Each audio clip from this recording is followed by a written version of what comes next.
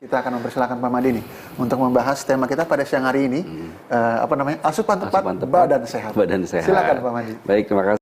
Terima kasih very much buat teman-teman yang sudah nonton di channel ini. Jangan lupa untuk subscribe, karena subscribe itu gampang banget. Ditunggu ya, 1, 2, 3, subscribe sekarang.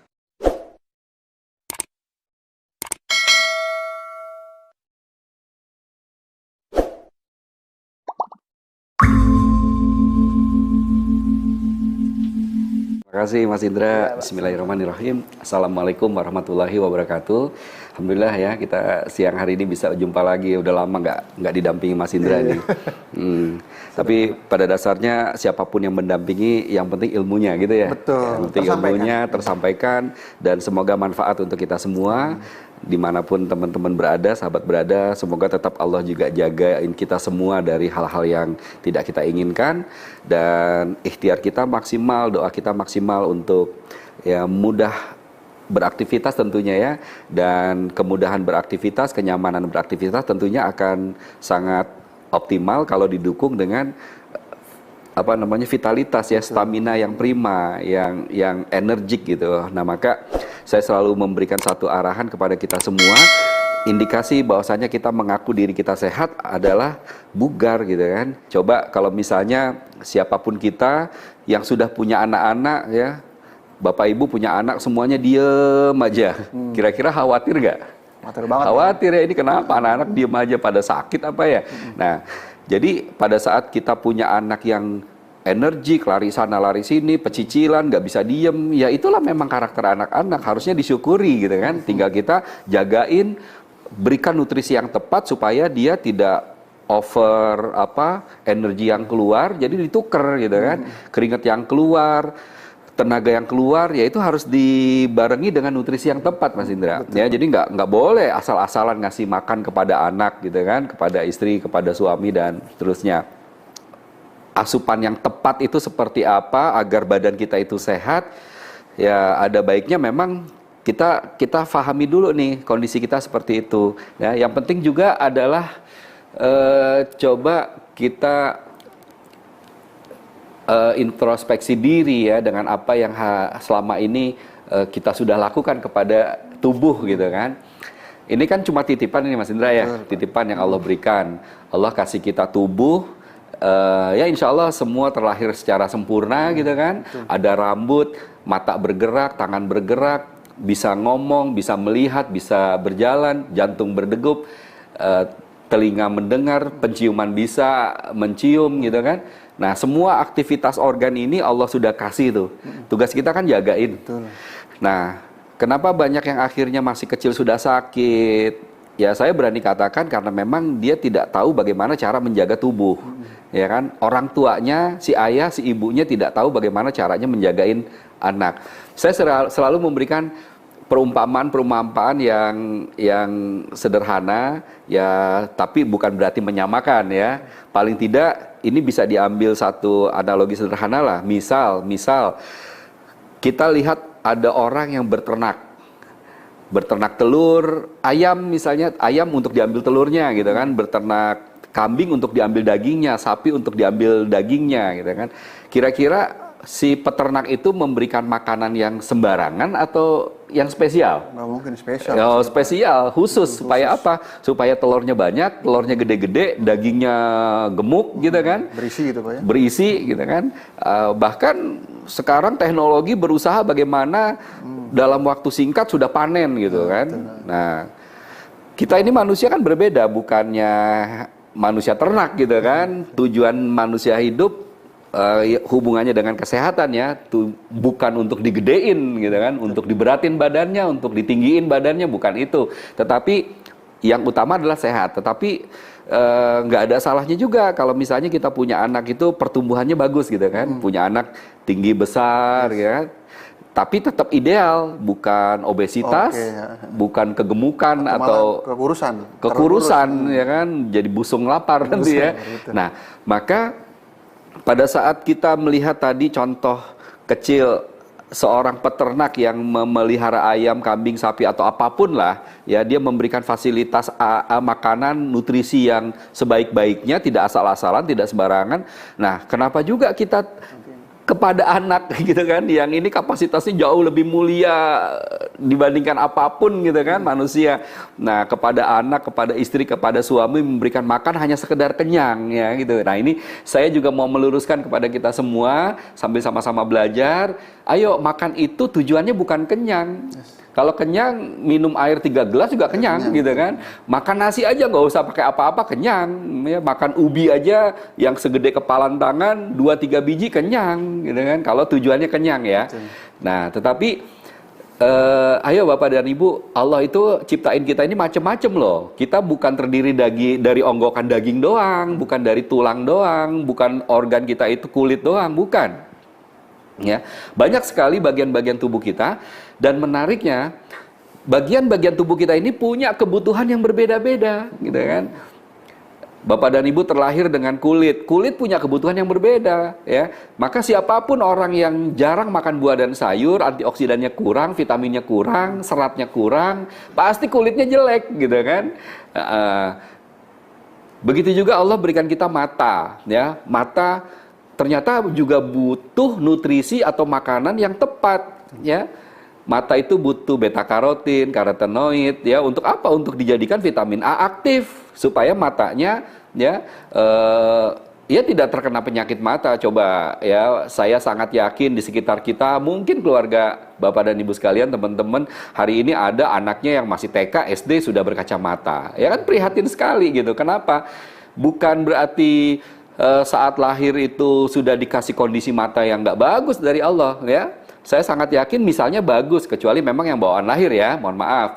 Ya, kenapa yang awalnya tidak berkacamata tiba-tiba baru SD atau SMP gitu kan sudah berkacamata? Pasti punya kebiasaan buruk, nonton terlalu dekat, sering di depan handphone, sering di depan laptop, nonton sambil tiduran, baca buku di tempat gelap, dan seterusnya. Ditambah nutrisinya untuk kebutuhan mata nggak cukup, gitu kan? Dan biasanya nih, secara umum seorang ibu selalu mengatakan, anak saya nggak suka sayur, anak saya nggak suka buah. Ya, kalau hanya sekedar itu bukan solusi.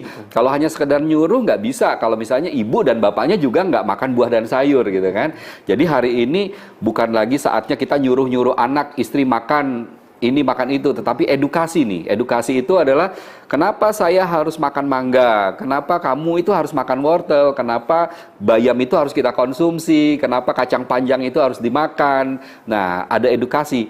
Mungkin hari ini anak-anak kita yang usianya masih benar-benar anak-anak di bawah 5 tahun belum paham, nggak nalar dia, ya nggak nyambung, nggak apa-apa. Tetapi edukasi itu udah masuk. Suatu hari pada saat dia sudah mulai besar, remaja, dewasa, dia pasti akan teringat ya kalimat atau kata-kata dari ayah dan ibunya. Oh, dulu ternyata ini loh maksudnya, ngajarin saya makan bengkoang, ngajarin saya makan ubi gitu kan, makan jagung. Oh, ternyata ini maksudnya.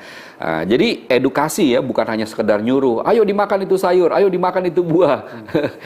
Nggak bisa seperti itu. Hari ini anak-anak udah lebih cerdas ya, dia harus diedukasi sedemikian rupa. Nah, maka Bapak dan Ibu sekalian, masing-masing kita itu punya kebutuhan yang berbeda-beda karena kita dilahirkan dari orang tua yang berbeda-beda, yang mempunyai bawaan kelemahan juga yang berbeda-beda, ya. Dan yang menariknya, coba diperhatikan, kalau ada orang tua yang punya anaknya 6, 9, 10, 12, pasti penyakitnya berbeda-beda walaupun dari rahim yang sama, ya, dari kedua orang tua yang sama. Nah, ini bukti bahwasannya kenapa seperti itu? Ya karena memang genetik turunannya yang berbeda-beda, kebiasaan hidup dia saat dia lahir berbeda-beda gitu kan, hobi makannya juga berbeda-beda, ya, sifat yang diturunkan, yang diberikan oleh Allah juga berbeda-beda, karakternya berbeda-beda, maka kelemahan dari tubuhnya berbeda-beda. Nah, ini penting untuk kita pahami.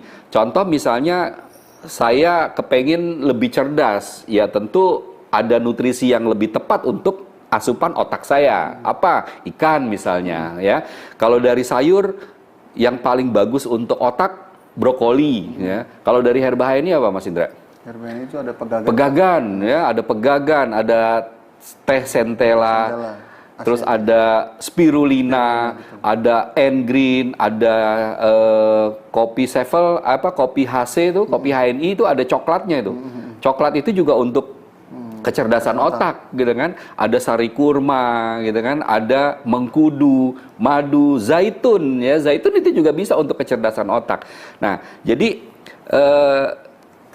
misalnya Bapak dan Ibu punya anak yang sedang hafalan Quran gitu kan, yang memang sekarang lagi tahapan belajar, supaya terjaga otaknya, supaya nggak lemot otaknya, supaya nggak berat beban otaknya, karena dia terus berpikir hari-hari ya, apalagi SD konvensional itu, aduh pelajarannya kan seabrek-abrek ya, matematika lah, IPS lah, PMP lah, segala macam, bahasa Inggris. Nah, bayangin kalau misalnya beban otak si anak tadi yang begitu berat, tetapi asupannya nggak ada gitu kan. Ya, jadi nggak cukup hanya sekedar anak dikasih makan gitu kan. Nah, maka ayo berikan itu herbal-herbal yang terbaik gitu ya. Ada pegagan, ada madu ya, spirulina, ada N-green, ada mengkudu, sari kurma. Ya, kalau di rumah mau makan sayuran ya brokoli itu yang terbaik gitu. Kalau untuk kecerdasan otak ya, brokoli saya yakin dimanapun di seluruh Indonesia ada dan gampang. Dan sekarang brokoli bukan lagi sayur mahal ya, murah. Gampang dicari. Nah, dan dari protein yang paling baik untuk kecerdasan otak adalah ikan gitu kan. Nah, jadi kandungan omeganya itu sangat dibutuhkan banget. Dan kalau kita makan ikan, organ yang paling senang adalah otak gitu kan. Seneng banget dia dapat nutrisi. Nah, jadi kira-kira seperti itu. Nah, kalau misalnya Bapak dan Ibu hari ini lagi tren nih untuk jaga kesehatan, jaga imunitas, main bola, lari kecil, jogging, sepedahan, goes gitu kan, bulu tangkis, basket, supaya badan imunitas bagus ya. Nah, sekarang kalau kita lihat juga umumnya ya Mas Indra, yang saya kalau lagi goes di sekitar Bogor, di Kebun Raya itu kan penuh banget. Saya perhatikan gitu kan, minumnya isotonik, ya kan, minuman-minuman yang penyegar-penyegar begitu. Ini nggak nyambung gitu kan. Nah, secara rasa mungkin iya dia lagi kecapean, kelelahan, banyak keringet, minum begitu tuh kayaknya nyes banget gitu kan. Tetapi tubuh itu sebenarnya berteriak kesakitan gitu kan, dia tolak. Nah, maka asupan yang paling tepat pada saat Bapak dan Ibu hari ini aktivitas fisiknya itu banyak banget keluar gitu kan, olahraga untuk jaga stamina, untuk imunitas naik supaya terhindar dari COVID ya, ikan, daging gitu kan, daging kambing ya.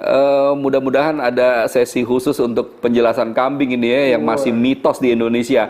Orang pada takut makan kambing karena alasan kolesterol, darah tinggi. Nah, itu bohong gitu ya, nggak benar ya. Jadi sesering mungkin lah makan kambing, apalagi kita laki-laki ya. Laki-laki itu harus banyak makan herba-herba panas ya, salah satunya kambing ya.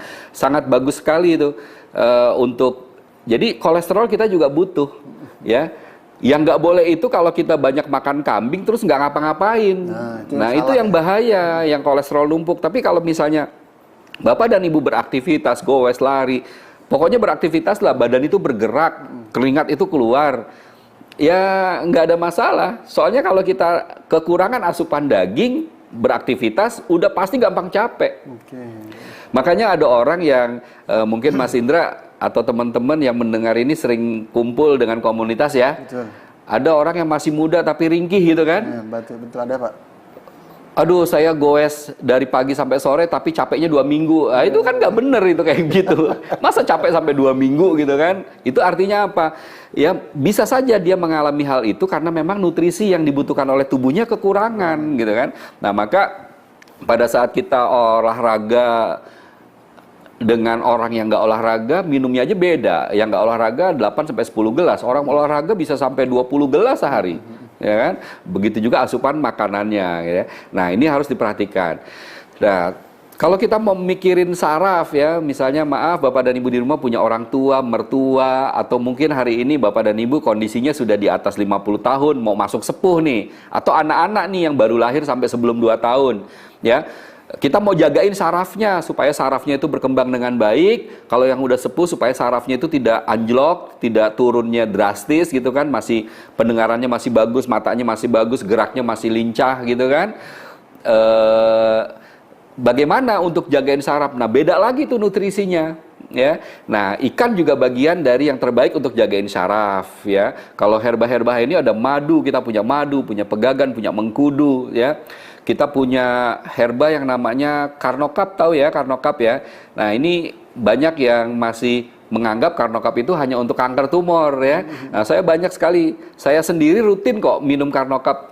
Walaupun saya nggak punya penyakit kanker tumor, nggak punya penyakit, alhamdulillah sampai hari ini Allah masih jagain, nggak punya penyakit dalam atau berat. Saya konsumsi Carnocap. Sekali minum 3 kapsul. 3 kapsul. Sehari, Pak? 2 kali minimal. Ya kalau misalnya pagi lupa, malam pasti minum. Malam lupa, pagi pasti minum. Kalau lagi inget dua-duanya tuh. Kalau nggak pagi ya malam. 3 kapsul Carnocap. Yang namanya bilberry atau rosella setiap hari udah saya konsumsi. Kenapa? Ya khawatir saya kurang makan buah gitu kan. Kurang makan buah, maka asupannya saya ambil dari bilberry, dari rosella.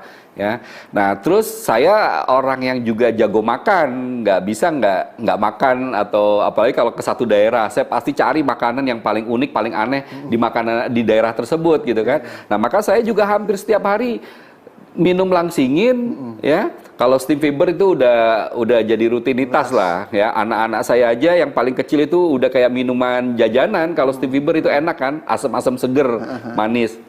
Ya, jadi langsingin atau sienna itu sering hampir setiap hari saya konsumsi tiga kapsul ya. Kadang-kadang diselingin sama biosir. Tapi kalau yang langsingin sama sienna itu setiap hari. Kalau biosirnya selang-seling aja, saya selang-seling aja. Nah itu ya, jadi kebutuhan untuk syaraf, untuk mata, otak, tulang, otot itu berbeda-beda. Nah maka itulah kenapa Allah ciptain banyak sekali varian makanan ya, dari jenis daging ya, ikan, unggas, buah-buahan, sayur-sayuran, dan di setiap wilayah kita itu berbeda-beda. Jadi kita nggak usah bingung-bingung cari yang nggak ada gitu kan, cari yang mungkin ada ya, kalau cuma nyobain nggak apa-apa. Nah itulah kenapa kita itu nggak boleh makan yang berlebih-lebihan ya, nggak suka tubuh lebih-lebih gitu. Maka maaf, kalau berlebih oleh tubuh itu otomatis nanti akan dibuang. Jadi mubazir juga kalau kita makan yang berlebihan gitu ya. Nah, yang disukai oleh tubuh adalah yang variasi ya. Jadi kalau misalnya hari ini kita makan daging, besok kita makan ikan, besoknya lagi unggas, besoknya lagi seafood ya. Selingannya yang hari pertama itu tadi misalnya kita makan toge ya, besoknya kita makan lobak, besoknya wortel, besoknya kacang panjang ya. Atau mau divariasikan, bikin salad yang sayurnya macem-macem gitu ya. Ya nggak ada masalah. Yang penting ini juga untuk ngobatin teman-teman yang mungkin ya selama ini nggak suka dengan pepaya gitu kan, atau kalau makan sayur sukanya labu siam doang, yang lainnya nggak mau. Nah ini nggak boleh begitu. Kenapa? Karena tubuh kita mungkin butuh zat dari bahan yang lain, atau tadi yang nggak suka pepaya, tubuh kita mungkin butuh zat dari si pepaya tadi itu ya. Nah maka variasikanlah makanan-makanan yang kita makan ya, nggak boleh berlebih dalam satu jenis ya, juga nggak boleh berlebih dalam jumlahnya, banyaknya ya, jadi secukupnya aja. Nah jadi kira-kira seperti itu gambaran pada saat kita sadar Allah titipkan organ tubuh kita ini dan masing-masing butuh nutrisi yang berbeda-beda. Nah